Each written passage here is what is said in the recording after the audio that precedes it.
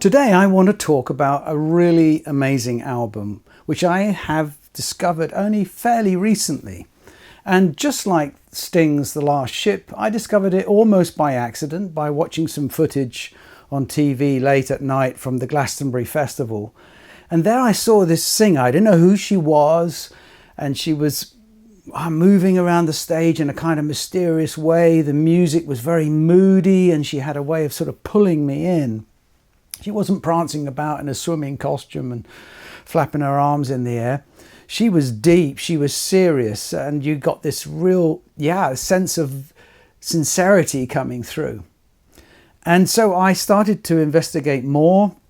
The next day I started looking up who is this person, looking at the albums that they've produced, went through them all, listened to a lot of their back catalogue.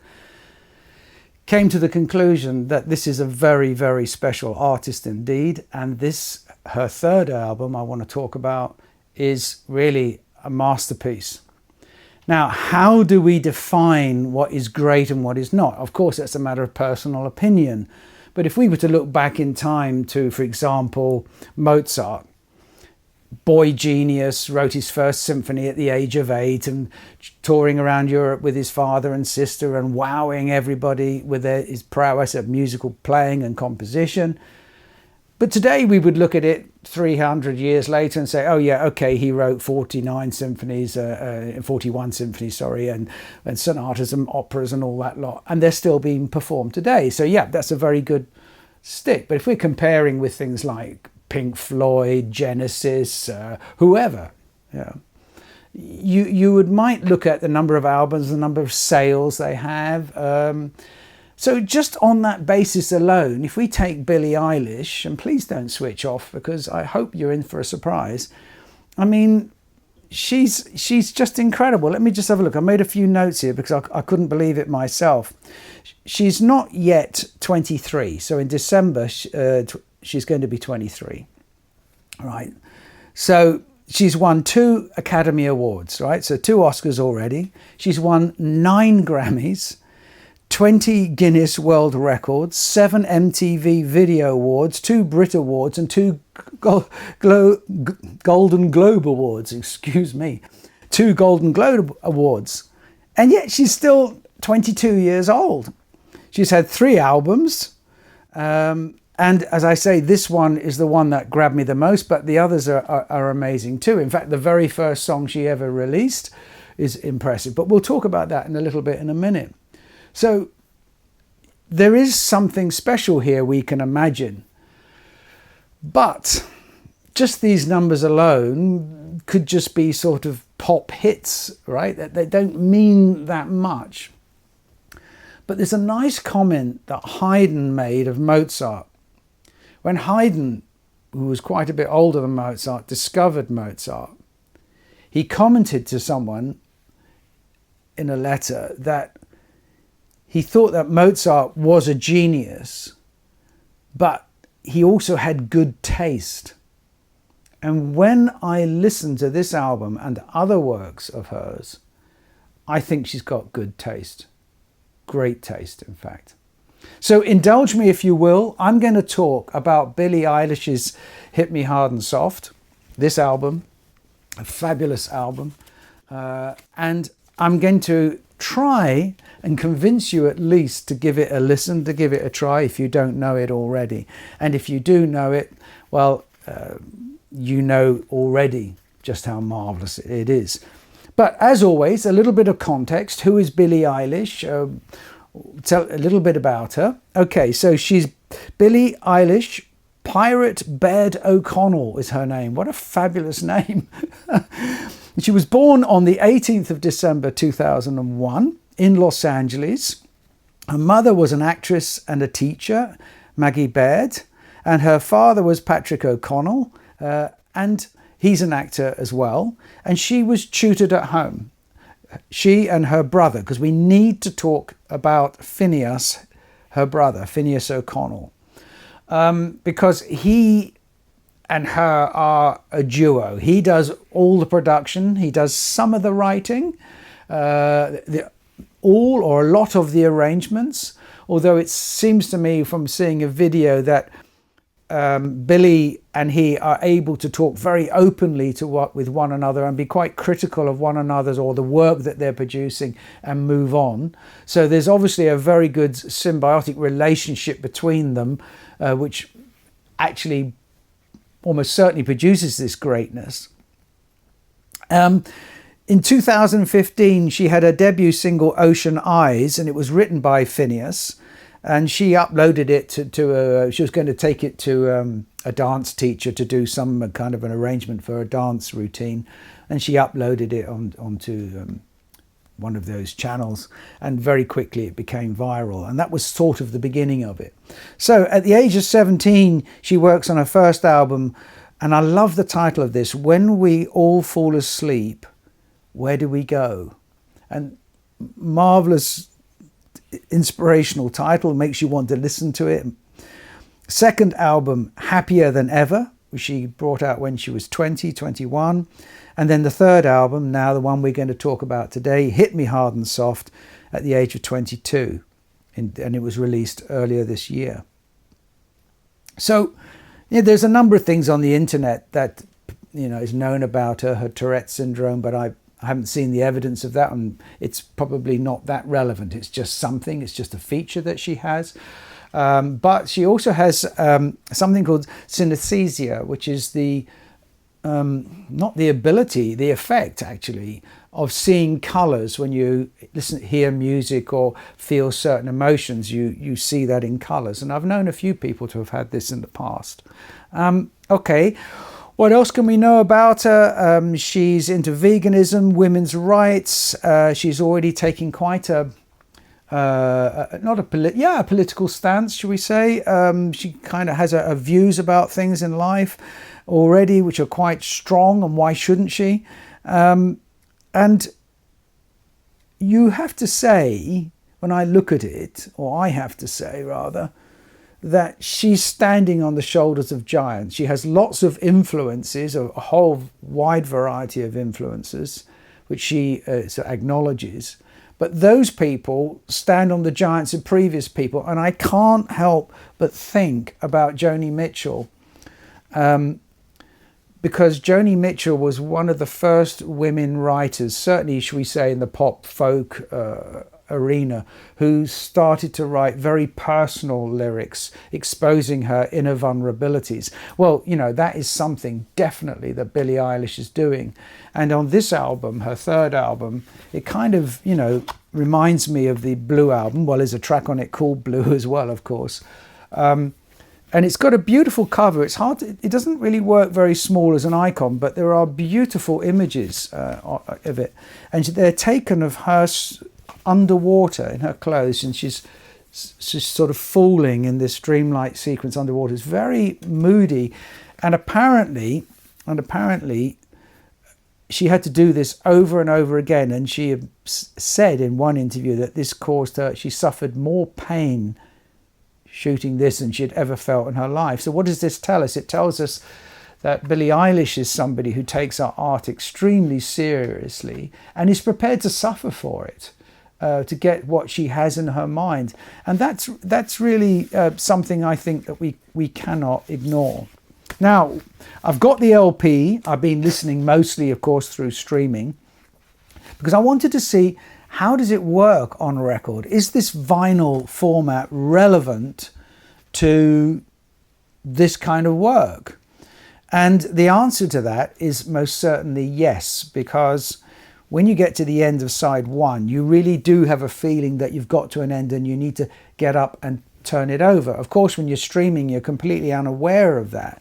But like all great albums, like Pink Floyd's Dark Side of the Moon and a host of other albums, there's a whole theme, there's a whole mood in this album, and it begins with a musical theme, and it ends on that same theme. So we can look back to the classical composers, we can look back to all sorts of artists, and I will be making some kind of little minor comparisons with other albums or other artists we've seen, what I've seen and heard. So where do we begin? Let's get to the music itself. And I'm going to stream little bits of it for you today. Obviously, it means we can't monetize this video, but we don't make that. Well, I don't make these videos to make money anyway. This is just something I do out of passion, and I hope you appreciate it. And the Pearl Acoustics team stand behind me, and they do the editing and get things done. So yeah, hopefully it's a win-win for everyone. So let's have a look then. The album opens with a song called Skinny. And as you know, if you've been following these great recording series, I do find the opening and closing of albums, or these great recordings, is very, very important. They've got to set a mood, they've got to engage you early on, and they've got to raise your curiosity so that it makes you want to engage with the piece and stick with it. And to prepare you for what is to come.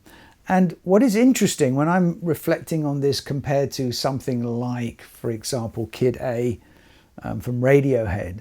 Kid A is a very dynamic, very exciting, very engaging, scary, whatever. It's an album that really challenges the intellect in many ways. This album is I'm going to use the word, it's a very mature, purposeful, and darkly beautiful album. And the scene is set in these very, very first few seconds. Let's just see where we've got here.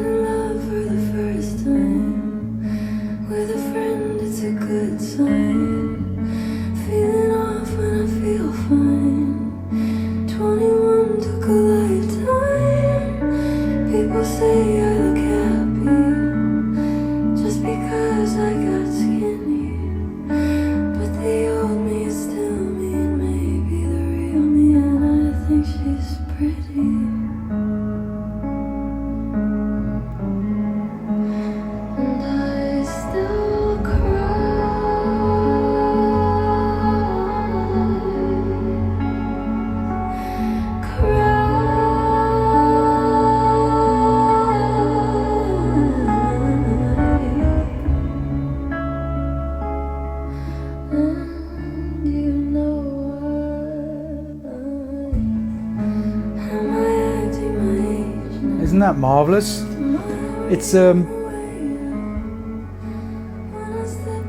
It's definitely set that scene, hasn't it? That you're the album cover looks like how it sounds, and she's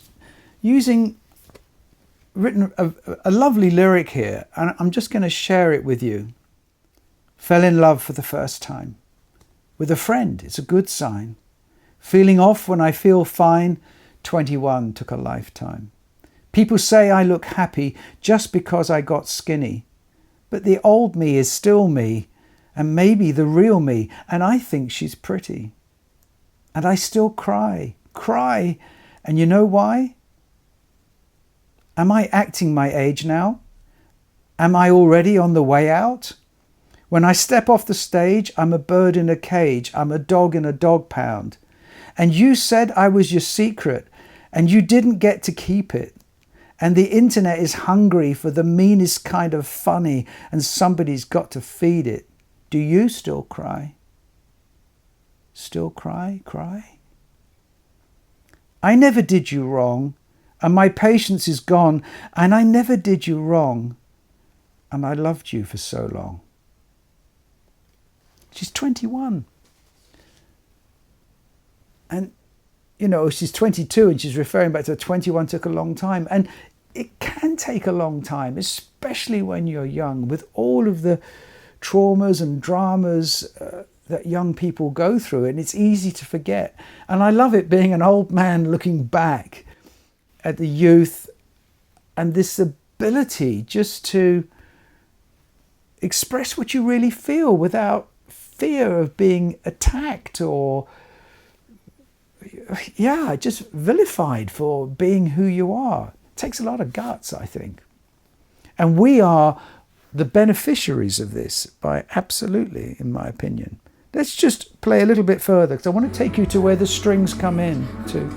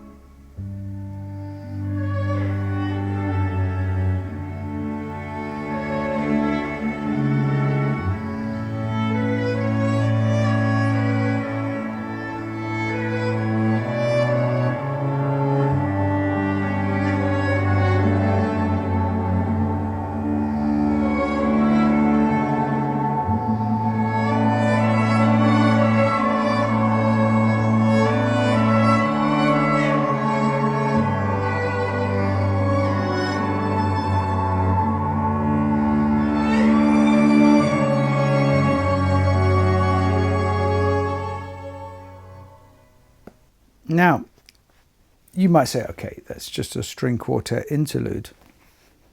Yes and no, it is.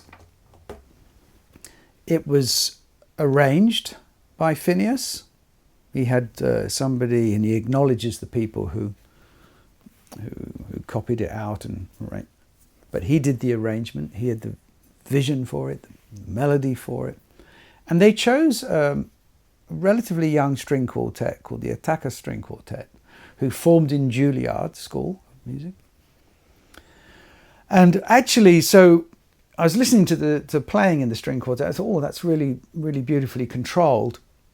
So I started to listen to see what else they've done, and they have a fantastic version of the Seven Last Words of Christ by Haydn. And it's definitely worth listening to because it's a fantastic recording and an arrangement, because lots of people, when they do this string quartets, they take arrangements or they make their own, and they did make their own arrangement for it. But that's maybe for another day. I also want to point out a very, very talented, sounds patronizing, I mean more than that, a great composer, Caroline Shaw, who has an album called Orange, and the Attacker String Quartet are playing on that, and that's also something very, very interesting. So if you like the sound of string quartets and you want something modern and something different that reflects and harks back to the quartets of Ravel or even Haydn and Beethoven, then Caroline Shaw's Orange is definitely worth a look at. But I digress, but I think they chose that string quartet for a reason, and they acknowledge them for a reason. They even mention each of their names on the album sleeve, so it shows you how important they were to them. Because actually there's very, very few people playing on the album altogether. I mean, the only people we see here are Andrew Marshall, guitar, bass, programming, arrangement, orchestration, Finneas.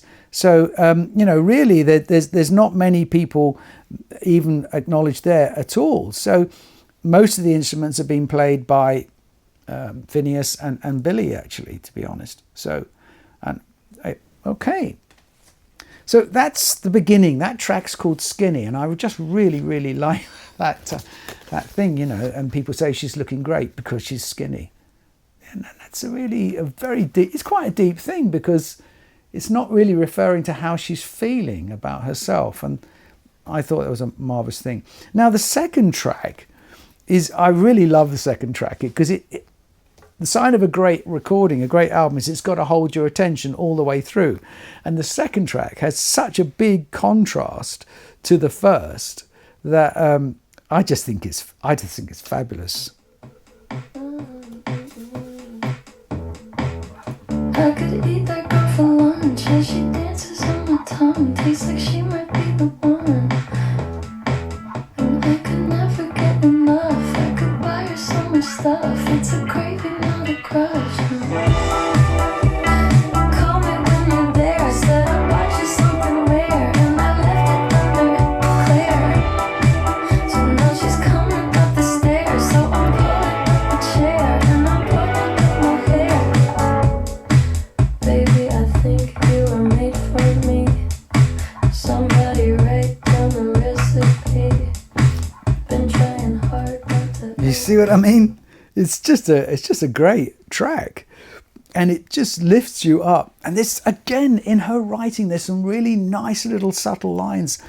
Well, let me see where she says here. I think it's those little details that get me here. So now she's coming up the stairs, and I'm pulling up her chair, and I'm putting up my hair. So she's, all right, she's coming. You can imagine the excitement that she's got, the thrill, the nervousness, and she gets that just in those tiny little lines. It just gives you that feeling of the anticipation. Sign of great writing.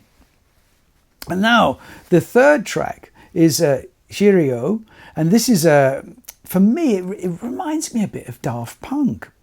I wouldn't say it's a copy. I mean, all music's influencing each other. Haydn influenced Mozart and Beethoven. It's all an evolution, and we should be complementing one another. It's not for me, so don't take that in a negative way at all. I like the offbeat synth progression, and the synth progression in the middle is great. There's a sort of an offbeat attack in the middle, which in the beginning, which I think, kind of reminds me of Daft Punk. And as I say, the synth progression in the middle is really, really lovely. Okay, but there's something else I want you to listen out to, the way she sings and her melody. Let's come back to that. Let's just kick this thing off. To take my life away. When I come back around, will I know what to say? Said you won't forget my name. Not today, not tomorrow. Kinda strange, feeling sorrow.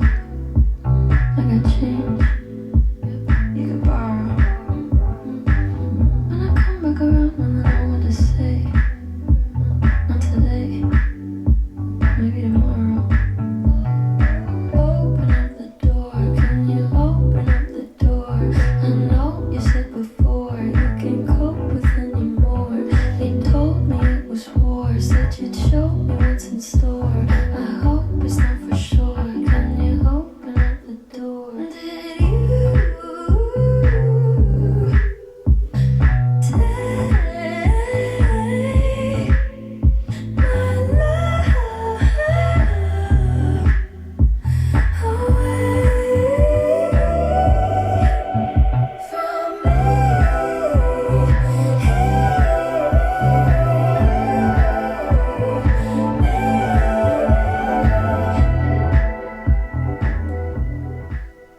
Now, what we're seeing here, and I don't want to analyse it too much because it's just a lovely album to put on.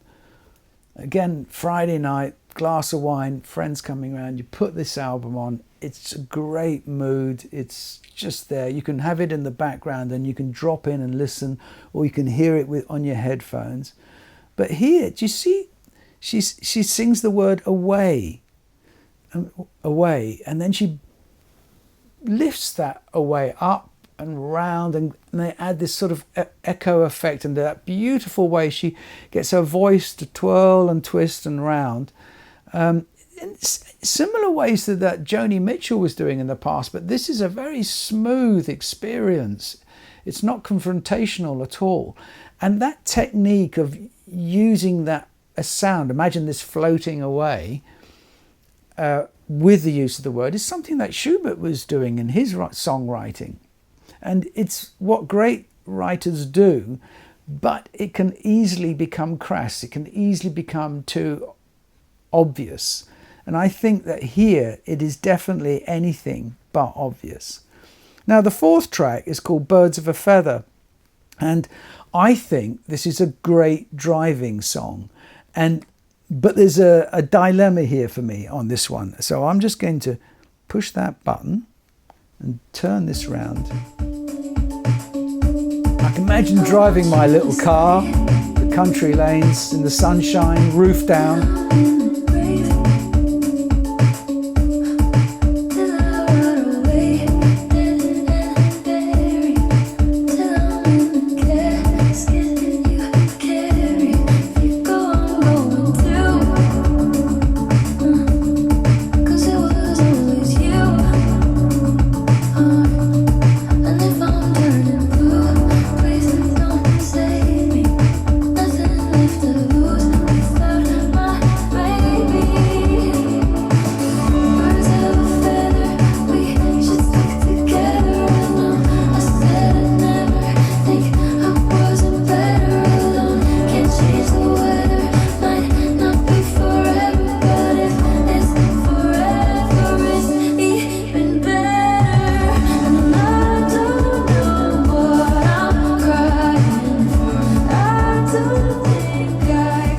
How she builds these wonderful songs. You have, a line, a theme, then it's developed, and then you go into these wonderful melodies.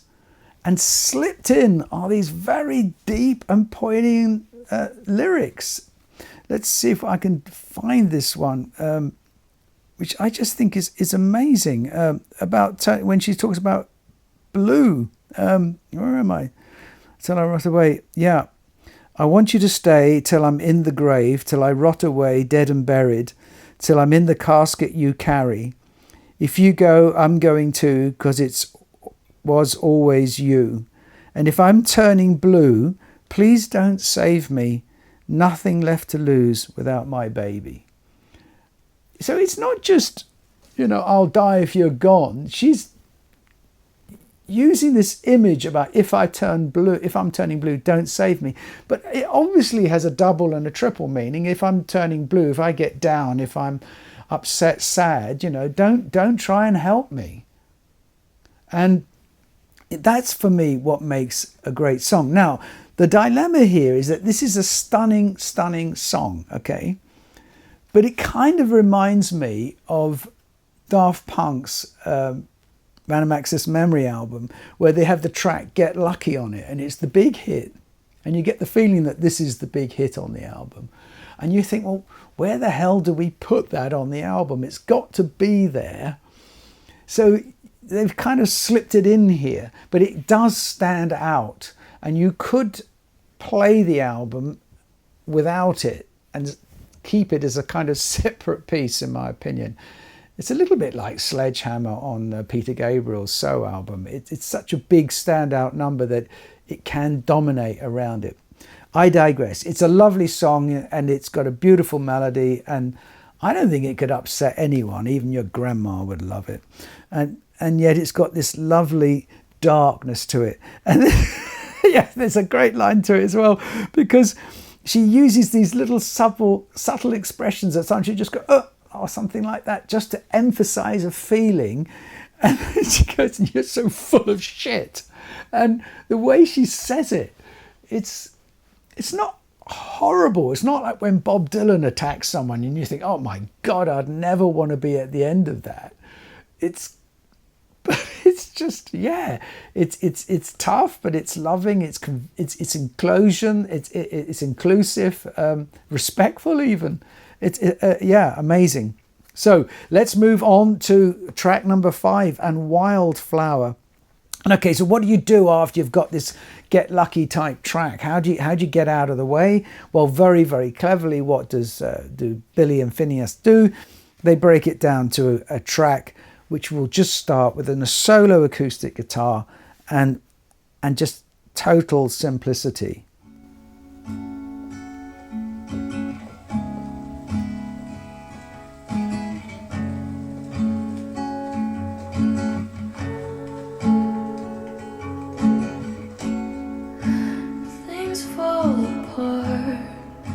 and time breaks your heart. I wasn't there, but I know she was your girl. You showed her the world. We fell out of love and you both let go. She was crying on my shoulder. All I could do was hold her. Only made us closer until July. Again, just a lovely, deeply moody song. And what I also like about it is, here she's talking about someone else, isn't she? She's not talking about herself. And that's what I think also works, because emotionally, she was your girl, she says. But then she has that really brilliant image of how that she was holding her to help her, reassure her, comfort her in her sadness. And it made her feel better till July. So just putting the month July in, it makes you wonder, oh, I wonder what happened in July. And your whole imagination opens up into a number of possibilities. Great. Good. So now, track 6, Greatest, is the track's called The Greatest, I should say. And again, I think it's amazing how she expresses such complex and complicated and contradictory emotions all at the same time, and they're all extremely easily to relate to, especially for her young audience, for herself. But also for old people like me, reminiscing, looking back at our youth, our informative years. And that's what I think makes it so wonderful, along with its simple chord sequence. It's perfect in itself. And what I think is really good about Finneas and Billie is the fact that they underproduce. They don't go over the top. They're not constantly adding things to the top. It doesn't mean they're simple. There's quite a lot happening, but it's really subtle. And that is what I think makes this album a great album. Here's The Greatest, just the beginning. I'm trying my best to keep you satisfied. Let you get your rest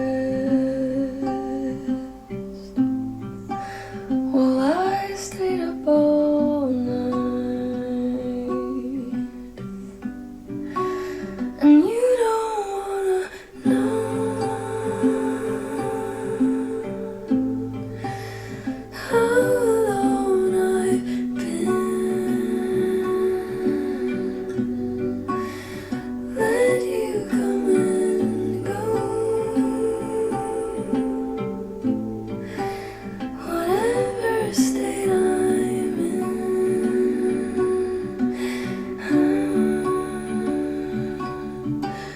Man, am I the greatest? Now she starts to build that track up. And it begins to take you, and you think, okay, this is heading somewhere. And all the times I waited for you to want me naked, made it all look painless. great build. Am I the greatest?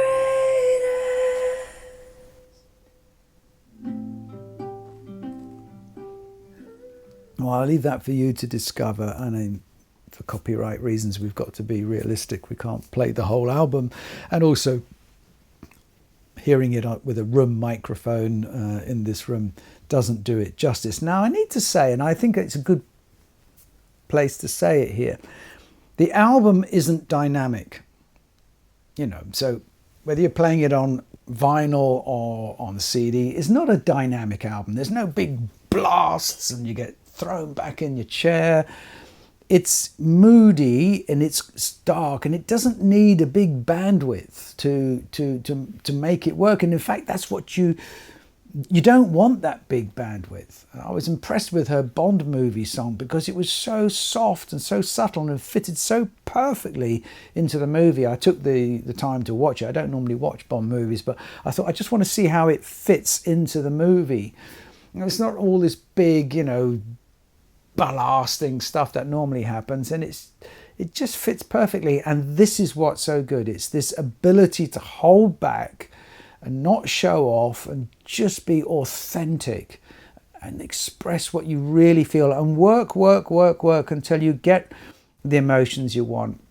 If you know Opus 132 from Beethoven's String Quartet, the A minor, the slow movement where he's thanking God for surviving an illness, it's such a beautiful piece, and it's just what he holds back. It's what he's not writing that makes it so amazing. A Kind of Blue, it's what Miles Davis and the crew are not doing that makes it so special. The Blue album from Joni Mitchell, what makes that so special is that there's almost no instruments on it. It's just minimal, and it allows the emotion and the power to come through. And that's what they're doing here. And I know that's why she gets 110 million listeners per month on Spotify alone. That's a hell of a big number. And it's for a reason. It's for a reason. Okay, so the next one, L'amour de ma vie, which is the track one on side 2. There's a frustration in the lyrics here and an anger. And yet at the very beginning, the backing is almost a comical kind of sound to me in its simplicity. But it develops and it develops and it develops. Typical Eilish and Finneas. They just when you think, oh, I might get bored with that little bit of guitar, something new happens, and then something new happens, and then it develops further.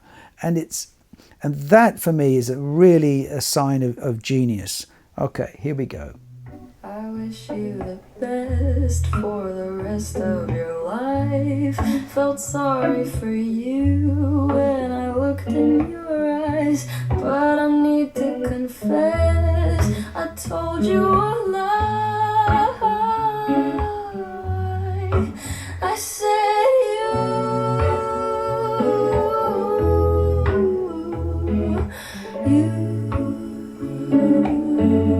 were the love of my life,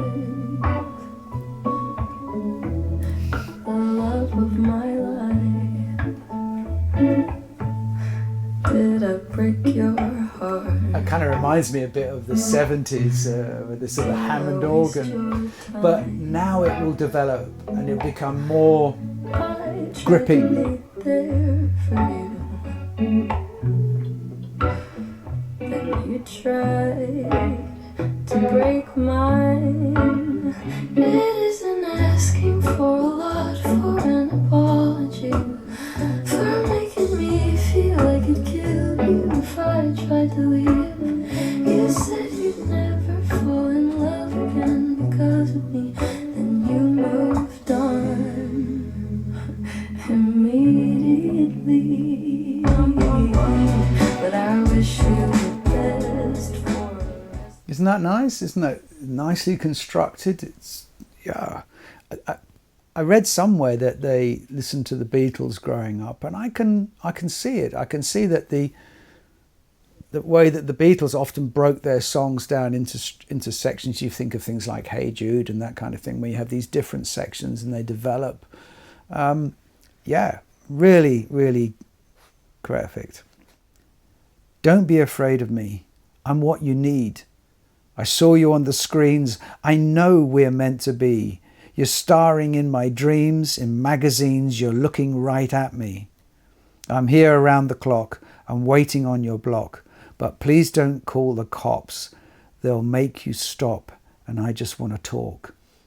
So how do you get that dark lyric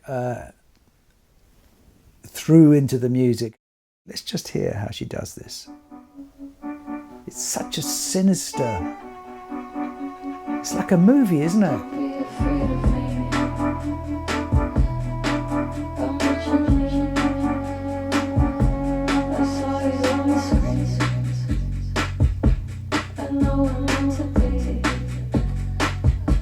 We're stars in my dreams. The magazines, you're looking right at me. I'm here on the clock. I'm waiting on your call. But please don't call the cops. They'll make me stop. And I just wanna talk. That I could change your life. You could be my wife. Could get into a fight. It's just, yeah, it's scary. It's again, a lot of these things are quite dark. But now we're going to go again. She has a way of just twisting that out into a completely different style. And that's something that obviously the Beatles were very, very good at as well. So I think this has got a little bit of a Daft Punk-esque opening. Maybe I'm wrong. Tell me what you think.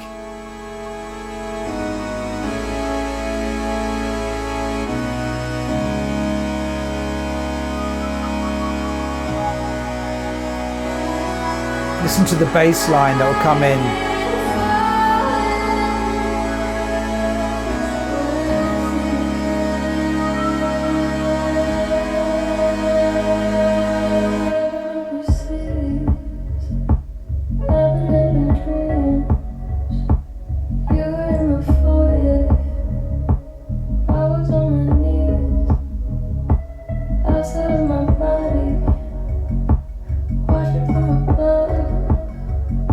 I see where you want me. I won't be the one. But I gotta be careful. Gotta watch what I say.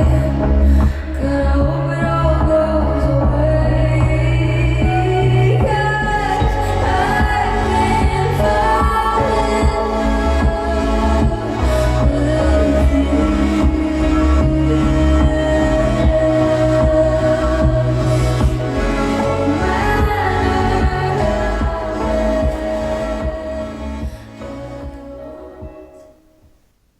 Yeah, marvelous stuff. Really, really, I like it. And of course, she's used the word bittersweet, but she writes it as in sweet, as in a suite of music. So it's a little bit of a clever little twist there instead of the usual spelling. So we're moved on now to the last track, and it's called Blue.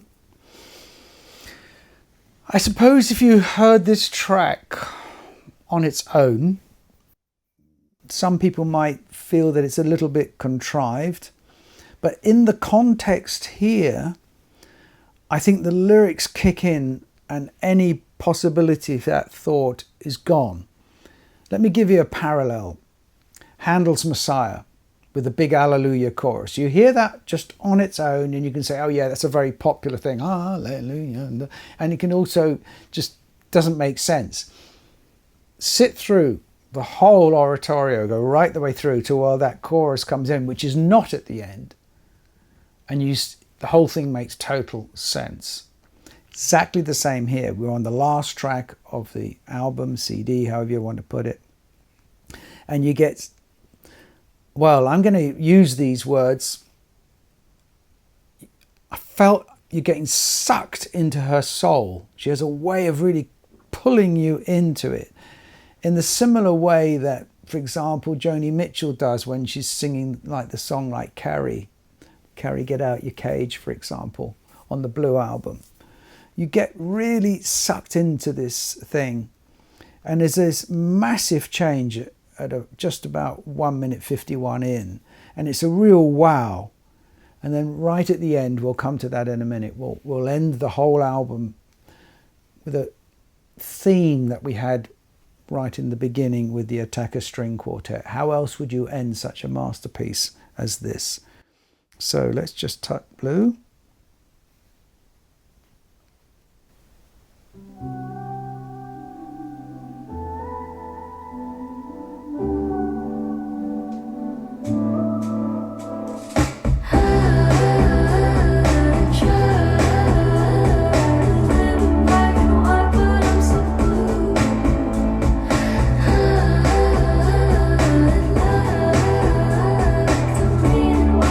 Say